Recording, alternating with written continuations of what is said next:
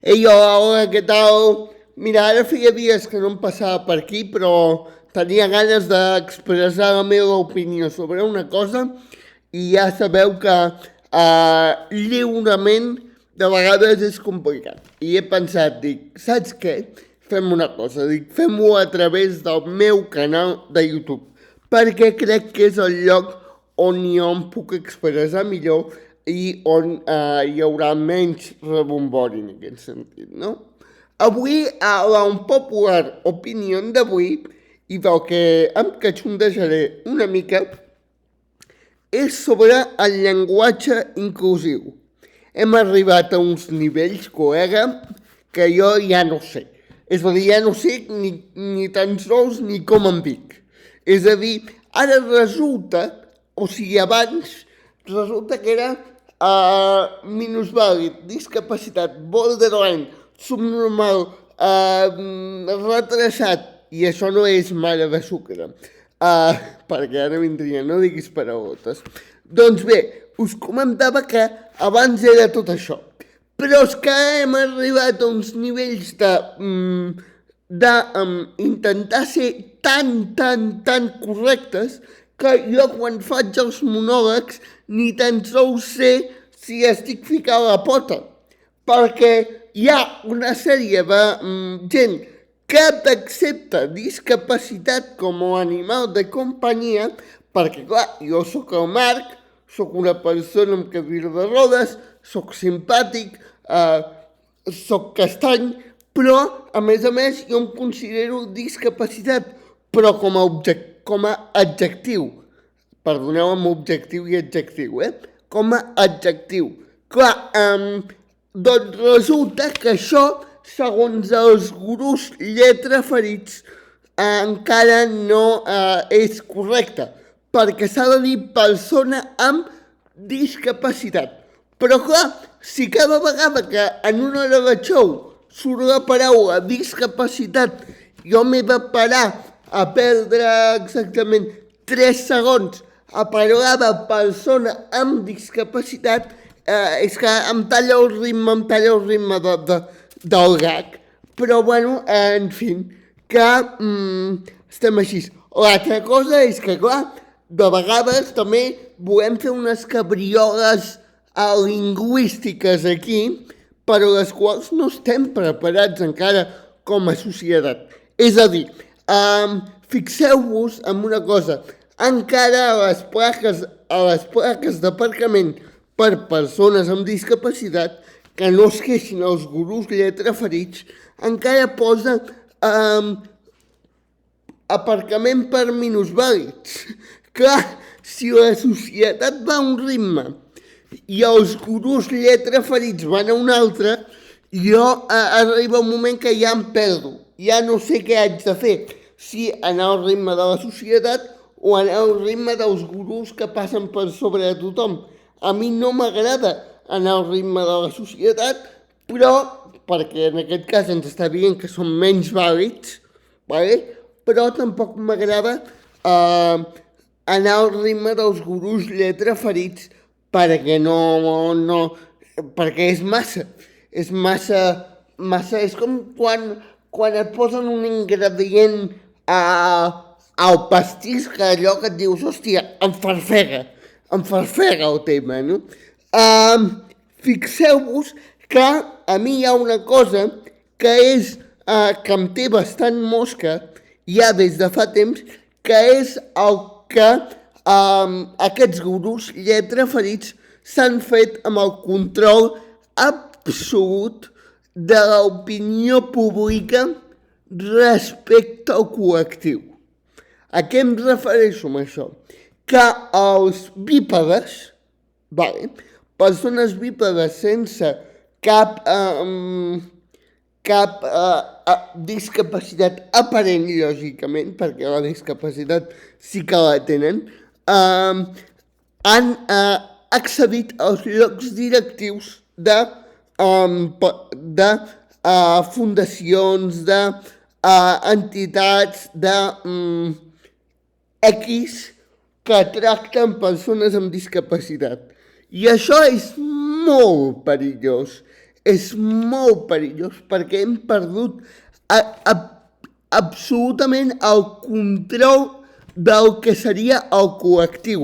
Ens marquen l'agenda i aquesta agenda que ens marquen els interessa portar-la cap a un costat que sigui no discutim sobre si discapacitat o persona amb discapacitat és vàlida, perquè així no discutim sobre si necessitem doncs, més ajudes, més assistents personals, la llei de l'ELA, que fa 25 dies que està, o 35 dies que està allà, i qui diu dies diu mesos, congelava allà al Congreso, però no anem discutint sobre aquestes petites minúcies que no milloren la vida de ningú i així anem distraient la perdiu, no?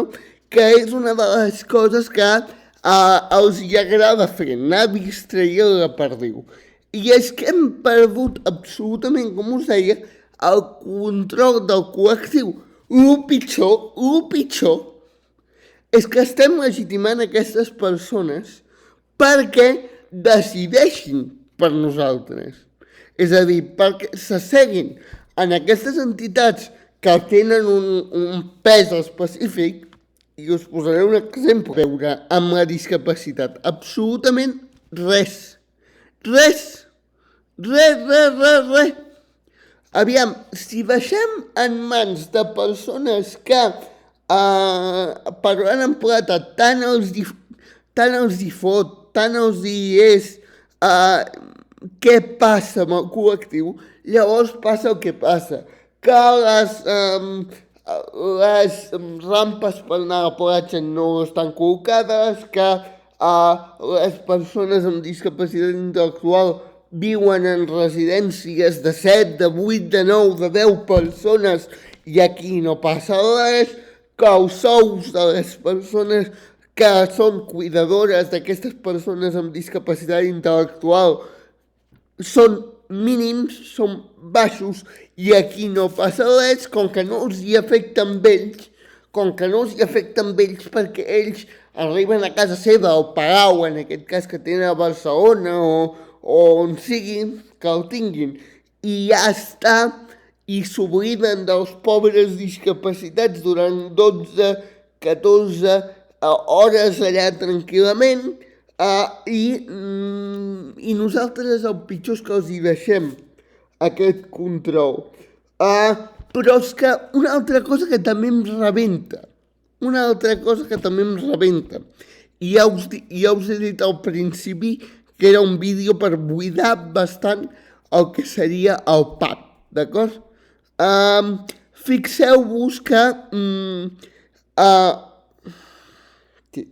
un segon, que ara ja estic tan excitat que he perdut fins i tot el control del discurs, sí, perdona, ja l'he recuperat.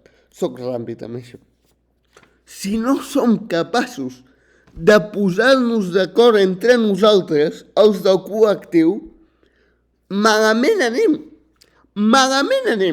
I us posaré un exemple o un parell d'exemples molt tontos, però malament anem. Clar, el primer exemple, no com ens anomenem amb el llenguatge, d'acord? Vale, doncs resulta que hi ha alguns que diuen discapacitat, d'altres diversitat funcional i d'altres encara estan al Pleistocè. Encara sents, no, és que a mi em passa això i per tant soc subnormal. Vale, doncs escolta'm, per què no ens posem d'acord? Per què no diem, a tal hora fotem una enquesta al col·lectiu i tot el col·lectiu que decideixi, no?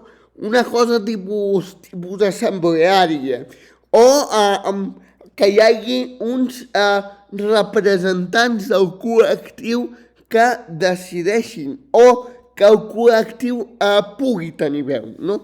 Que aquesta és una de les meves batalles històriques, també, aconseguir que el col·lectiu tingui veu, i per això faig la feina que faig, no? Però és que el pitjor és que no ens posem d'acord amb coses tan tontes, com per exemple, l'altre dia estava jo amb un dinar i era un dinar d'aquests de rugby, d'acord? Pues resulta que en el dinar havíem de decidir què fèiem amb l'equip, perquè som pocs bueno, hi ha una sèrie de circumstàncies per aquí per allà que ens obliguen a decidir si anem a fer un dia menys, si en fem dos o si directament pleguem veles i desapareix l'equip, d'acord? Doncs no va haver-hi collons en un dinar, no va haver-hi collons de posar-nos d'acord tots. És que encara no sabem què farem la temporada que ve. O sigui, encara no sabem què farem la temporada que ve i som 7 persones per posar-se d'acord per una activitat que és per persones amb discapacitat, que és l'única activitat que es fa a Manresa, vale? És l'única activitat d'esport que es fa a Manresa i no vam tenir collons a posar-nos d'acord. No vam tenir collons a posar-nos d'acord. Però aquí estem jugant i amb això no estic criticant tampoc els meus companys de rugby, tot el contrari, us estic diguéssim, explicant un context amb un parell d'exemples que m'han vingut al cap, no? Jo crec que el resum, per anar acabant, seria menys noms i més pel nom. Que quan ens saludem en algun lloc no et diem hola discapacitat o hola persona amb discapacitat. No, diem hola Marc, hola Jordi, hola Violeta, hola X. Vale, doncs, ostres, jo sóc una persona amb unes característiques determinades com pot ser la meva discapacitat. Però discapacitat com a adjectiu funciona i que no et facin creure que no, perquè no és així. I al final, aquells que diuen també persona amb diversitat funcional, bueno, diversos funcionals ho som tots, o és que resulta que al final tots som capaços de fer l'espagat. Que no? Pues hi haurà persones que són capaces de fer l'espagat i hi haurà persones que no. I aquestes persones que no seran capaces de fer l'espagat seran capaces d'altres coses i d'aquí ve la diversitat funcional per mi. Per tant, diversitat funcional per mi no és vàlida com a paraula per definir la discapacitat. Podríem acabar arribant a la conclusió que realment els discapacitats no som nosaltres. Jo crec que és el món que és discapacitat, però bé, això ja és una altra història, ja estaríem entrant en un altre ecosistema, però crec que va per aquí. És a dir, no tant mirar d'anomenar-nos entre nosaltres i tenir clar que és el món qui és discapacitat i per tant qui s'ha d'adaptar a les nostres necessitats. I les preguntes que us deixo jo votant és amb persones que tenen llocs directius que no tenen cap discapacitat i que estan en contacte amb persones amb discapacitat, farem alguna cosa, avançarem a alguna cosa. No ha de ser el col·lectiu qui avanci per ell sol. Per exemple, no m'imagino, ara un altre exemple que m'ha vingut al cap, no m'imagino una persona amb tendència sexual hetero sent el cap de cartell de la lluita LGTBI. No, que les persones LGTBI han fet la lluita perquè siguin elles qui encapçalin aquestes lluites, igual que no m'imagino el Santiago Abascal, per dir-te alguna cosa, sent l'impulsor de la lluita feminista, ¿vale? Pues no m'imagino tampoc les persones que no tenen cap discapacitat aparent, insisteixo, sent les que portin la lluita final cap a una normalització de la discapacitat. I el pitjor és que això està passant i ho trobem normal. O sigui, és una cosa normal. Res. És bàsicament això. He buidat el pub. Espero que us hagi sigut